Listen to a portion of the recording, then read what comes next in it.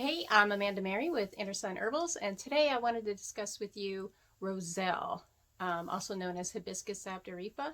So if you already buy my products, you've probably seen that I put it in a lot of my teas, and it's also in my hibiscus fire cider.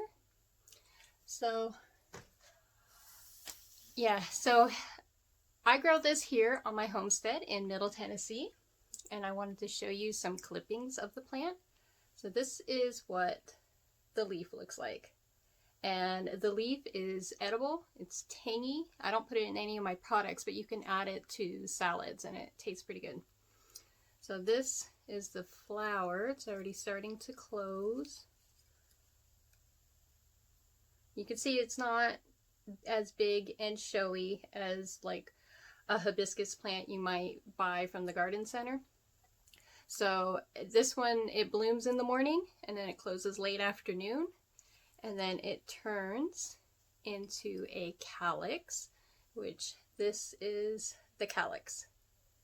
So they get bigger than this. I actually picked this one a little early, and if you were to look, this, if you were to pull off some of this red part, you would see that there is a seed inside, and this red part right here is actually what goes into my teas and tonics. So that part is called a calyx. It's like the fruit of the hibiscus plant. It grows in Africa, or it's originally from there, but it's now grown all over the tropical world and subtropical. I'm subtropical here in Tennessee, so I have to dig it up before winter hits and bring it inside if I want it to continue producing fruit. So yeah, let's get into the benefits. So Hibiscus Sabdariffa is really high in vitamin C. It is 20 times higher than oranges. So, and that's great for helping you fight colds and flus. Like it's perfect for that. It also helps, it has a cooling effect when you ingest it. So it helps with the more uncomfortable aspects of fever, just being like uncomfortably hot. So it helps give a little bit of relief without interfering with the body's natural processes. You're not suppressing the fever. You never want to suppress a fever unless it's dangerously too high. Another benefit is that it helps with people with high blood pressure. Now, it's people who are pretensive and mildly hypertensive. It can actually bring their blood pressure back down to normal.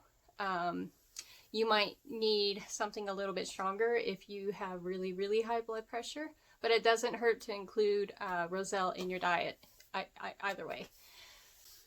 Another benefit of Roselle is that it can help balance your hormones when you're menstruating.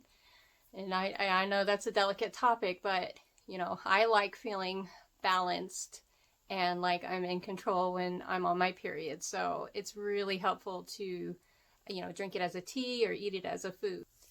It can help you with weight loss because Hibiscus Sabdariffa, the type that we're talking about today, there's over 2,000 different kinds of hibiscus, and I'm strictly talking about Roselle today. But Roselle can help decrease the absorption of starch and glucose, and this can help you with weight loss. Hibiscus sabdariffa is also really high in iron. There are lots of pregnant ladies who enjoy my headache tea.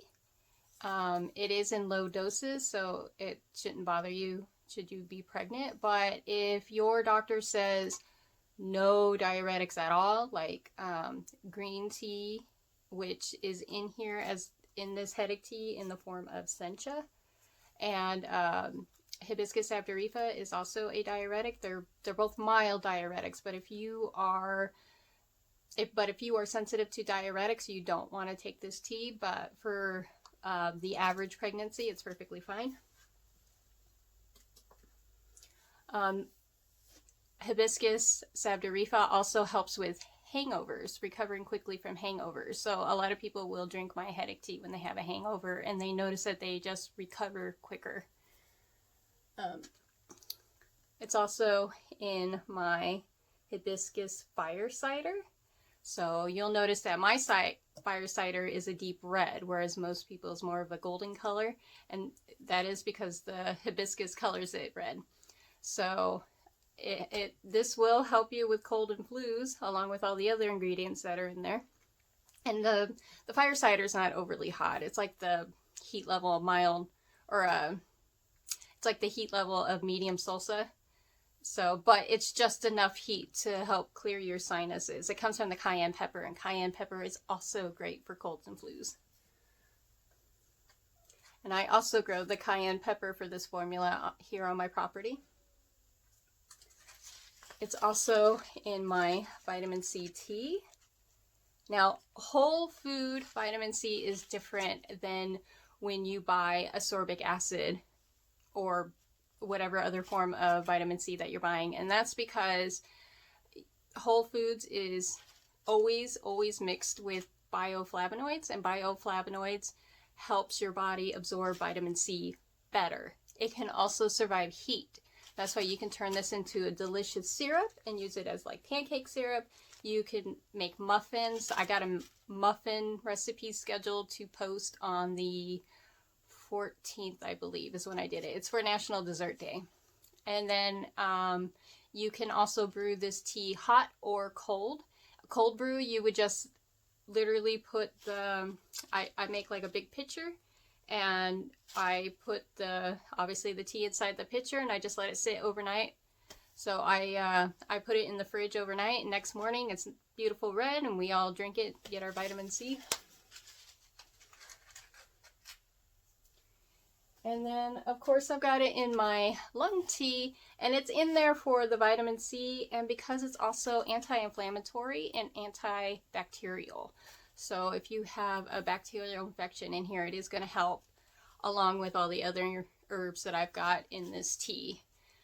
So I hope you found this informative and know a little bit more about my products, and that I actually am growing it here.